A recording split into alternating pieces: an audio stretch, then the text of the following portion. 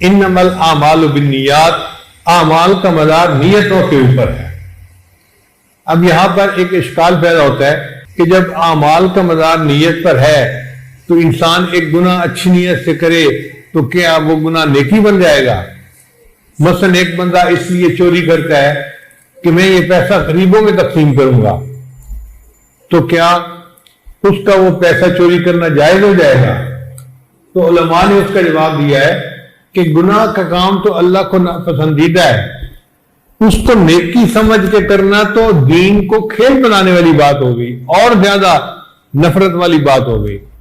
اصل مقصد یہ ہے کہ جو نیک اعمال ہیں ان کی بھی قبولیت کے لیے نیت کا ٹھیک ہونا ضروری ہے۔ اگر نیک عمل بھی بری نیت سے کیے جائیں گے تو وہ بھی گناہ بن جائیں گے۔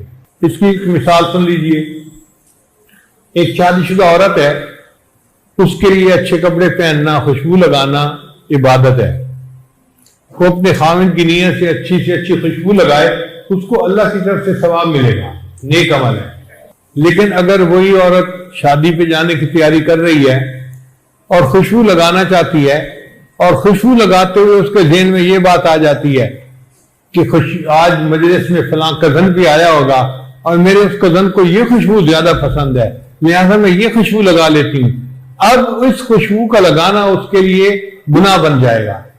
نیک کام تھا مگر نیت کے بد ہونے کی وجہ سے وہ نیک کام بھی برا بن گیا۔ تو اصل مقصد یہ ہے کہ نیک کام تو تب نیک بنے گا جب اس کی نیت بھی ٹھیک ہوگی، اگر نیت میں کمی ہو گئی تو نیکی بھی خراب ہو جائے گی۔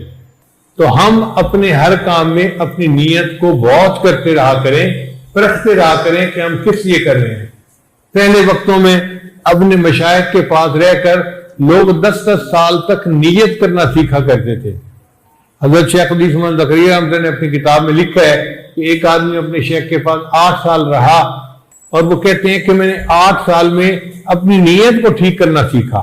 ہم لوگ تو سمجھتے ہیں کہ ہماری نیتیں ٹھیک ہیں، کبھی اس پر محنت ہی نہیں کی، ہمیں تو اس پر محنت کرنے کی ضرورت ہے۔ ایک آدمی نے مکان بنوایا اور اپنے شیخ کو بلوایا دعا کے لیے۔ انہوں نے آ کر مکان دیکھا تو انہوں نے پوچھا بھئی یہ بتاؤ تم نے اپنے کمرے کے اندر کھڑکی روشن دان کیوں رکھا ہوا ہے؟ اس نے کہا جی یہاں سے ہوا اور روشنی آتی ہے۔ انہوں نے کہا اللہ کے بندے تو نیت یہ کرتا کہ اس کھڑکی روشن دان سے اذان کی آواز مجھے آیا کرے گی، باقی روشنی اور ہوا تو آنی تھی، اس کو تو کوئی نہیں روک سکتا۔ تو ہم بھی جو کام کریں اس میں نیت کو ٹھیک کریں تو ہمیں ثواب ملے گا۔ علماء نے لکھا ہے کہ اس امت کو بدنیتی سے اتنا نقصان نہیں پہنچا جتنا بلا نیتی سے پہنچا ہے۔ ہم بہت سارے کام بغیر نیت کے کر لیتے ہیں۔ آپ دیکھیں ایک لڑکی صبح سے لے کے شام تک بھوکی پیاسی رہے تو اسے روزے کا ثواب تو نہیں مل سکتا، اس لیے کہ روزے کے لیے نیت کو ہونا شرط تھا۔ اسی طرح ہم کوئی بھی عمل کریں لیکن اس میں نیت نہ ہو تو ہمیں ثواب نہیں مل سکتا۔ ہم کئی کام کرتے ہیں لیکن ہمیں نیت کرنی نہیں آتی۔ مثال کے طور پہ بہت سارے لوگ رات کو سوتے ہوئے اپنے کپڑے بدل کے سوتے ہیں، نائٹ سوٹ پہن لیتے ہیں، مگر وہ نائٹ سوٹ پہننے میں ان کی نیت کوئی نہیں ہوتی، بلکہ نائٹ سوٹ پہن لیا کہ سونا ہے۔ حدیث مبارکہ میں آتا ہے کہ نبی علیہ السلام رات کو سونے لگتے تھے تو تہبند تبدیل فرما لیا کرتے تھے۔ اگر ہم سنت کی نیت سے اپنے کپڑے بدلیں، یہ نائٹ سوٹ پہنے کہ نبی علیہ السلام کپڑے بدل لیتے تھے، میں سنت کی اتباع میں کپڑے بدل رہا ہوں، اب ہمیں اس پر ثواب ملے گا ورنہ ثواب نہیں ملے گا۔ ہر ماں اپنے بچے کو پیار کرتی ہے لیکن بچے کو پیار کرتے ہوئے کوئی نیت نہیں کرتی، بس چونکہ ماں ہے بچے کو پیار کر رہی ہے، اس پہ ثواب نہیں ملتا۔ حدیث مبارکہ میں آتا ہے ریح الولد میں ریح الجنہ، کہ بچے کی جو مہک ہوتی ہے وہ تو جنت کی خوشبو ہوتی ہے۔ تو ماں نیت یہ کرے کہ میں جو اپنے بچے کو پیار کر رہی ہوں اور مجھے بچے کے جسم کی مہک محسوس ہو رہی ہے، یہ میرے لیے جنت کی خوشبو ہے، میرے آقا نے فرمایا۔ اب اس نیت سے بچے کو بوسہ لینا، پیار کرنا، سونگنا، یہ عبادت بن جائے گا۔ تو ہر عمل میں ہمیں نیت کرنی پڑے گی تب وہ عمل عبادت بنے گا۔ اب یہاں سے ایک مسئلہ اور بھی آ گیا کہ اگر ایک عمل میں ایک نیت ہوگی تو ثواب تھوڑا، اور اگر زیادہ نیتیں ہوں گی تو ثواب زیادہ ہو جائے گا۔ مثال کے طور پر ایک بندہ مسجد میں نماز پڑھنے جاتا ہے اور نیت کرتا ہوں میں جا رہا ہوں جی نماز پڑھ کے آتا ہوں، تو اس کو ثواب تھوڑا ملے گا۔ ایک بندہ نیت کرتا ہے میں مسجد میں جا رہا ہوں جی، میں وہاں جتنا وقت گزاروں گا اعتکاف کی نیت سے گزاروں گا، میں وہاں پر قرآن پاک کی تلاوت کروں گا، اگر درس حدیث درس قرآن ہو رہا ہوگا تو میں درس بھی سنوں گا، اگر محلے والوں سے ملاقات ہوئی میری تو میں ان کی خیریت بھی دریافت کروں گا، اور میں نماز کے وقت میں نماز بھی پڑھوں گا۔ اب اس بندے نے چونکہ زیادہ نیتیں اکٹھی کر لی تو اس کو ثواب زیادہ ملے گا۔ حضرت مولانا عبدالحق رحمۃ اللہ علیہ دارالعلوم دیوبند کے ایک شیخ الحدیث گزرے ہیں، انہوں نے مجھے یو کے میں ایک جگہ بتایا، فرمانے لگے کہ میں نے فلاں کتاب میں پڑھا، ایک محدث فرماتے تھے میں کپڑوں کو بدلتے ہوئے 40 نیتوں کو اکٹھا کرتا ہوں۔ اب ہمیں تو چند نیتیں بھی نہیں آتی، 40 نیتیں تو بڑی دور کی بات ہے۔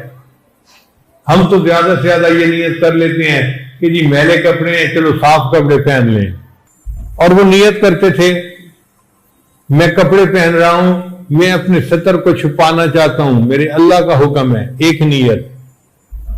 دوسری نیت کہ صاف کپڑے اللہ کا ذکر کرتے ہیں اور میلے کپڑے ذکر نہیں کرتے، تو میں صاف کپڑے پہنتا ہوں تاکہ میرے کپڑے میرے بدن پر اللہ کا ذکر بھی کریں، دوسری نیت۔ پھر تیسری نیت کہ اللہ کا حکم ہے خذوا زینتکم عند کل مسجد، مسجد میں جاتے ہوئے زینت اختیار کرو، لہذا میں صاف کپڑے پہن رہا ہوں کہ میں اللہ کے فرمان پر عمل کر کے زینت اختیار کر رہا ہوں۔ اب یہ تیسری نیت بھی ہو گئی۔ تو اس طرح نیتیں بدلتے یعنی جمع کرتے کرتے 40 نیتیں وہ اکٹھی کر لیا کرتے تھے۔ میں اس لیے صاف کپڑے پہن رہا ہوں، میں مسجد میں جاؤں گا تو کسی کو میرے کپڑوں کی بدبو نہ محسوس ہو، بلکہ میرے کپڑوں کے صاف اور خوشبودار ہونے کی وجہ سے میرے مسلمان بھائیوں کو راحت ملے، یہ بھی نیت کر لی۔ اب دیکھیں جس نے جتنی نیتوں کو اکٹھا کر لیا اس کو اتنا ثواب زیادہ مل گیا۔ اس سے پتہ چلتا ہے کہ عام آدمی کو وہ ثواب نہیں مل سکتا جو ایک عالم کو ثواب ملتا ہے، کیونکہ عالم اپنے عمل میں نیتوں کو اکٹھا کر لیا کرتا ہے۔ تو یہ چھوٹی سی حدیث مبارکہ ہے، مگر اس کو یاد کر لیں اور پھر سارا دن اسی کے بارے میں سوچا کریں، اپنے اعمال کو پرکھا کریں اس ترازو کے اوپر کہ میرا فلاں عمل کس لیے، جس عمل پر ہم لوگوں سے تعریف کے امیدوار رہتے ہیں وہ عمل قیامت میں کام نہیں آئیں گے۔ ہوں گے نام اعمال میں بڑے بڑے عمل ہوں گے لیکن بے وزن ہوں گے، ہلکے ہوں گے، کیونکہ نیت ٹھیک نہیں ہوگی۔ اور آج کل تو ایسا ہی ہوتا ہے، نعت پڑھنے والے نعت پڑھتے ہیں پھر توقع کرتے ہیں کہ کوئی کہے جی بڑی اچھی نعت پڑھی، کیا بات ہے، بیان کرنے والے بیان کرتے ہیں اور پھر لوگوں سے توقع رہتی ہے کہ جی کوئی تو کہے باجی جان آج تو آپ نے سماں باندھ دیا، آج تو آپ نے کمال مضمون بیان کیا، آج تو مزہ آ گیا۔ یہ جو الفاظ سننے کی توقع دل میں ہوتی ہے نا، یہ ریا کی وجہ سے ہوتی ہے، ورنہ حقیقت میں بندے کو چاہیے کہ وہ اللہ کے لیے کرے اور مخلوق سے تعریف کے امیدوار نہ رہے۔ جس عمل پر لوگوں نے تعریفیں کرنی شروع کر دی سمجھ لیں کہ وہ عمل کوئی نہیں کام آنا، اگر اللہ رحمت فرما لے اور قبول کر لے تو یہ اس کی مہربانی ہے۔ تو انما الاعمال بالنیات چند لفظوں کے اندر ایسے لگتا ہے جیسے نبی علیہ السلام نے کوئی علم کا ایک سمندر بند کر دیا۔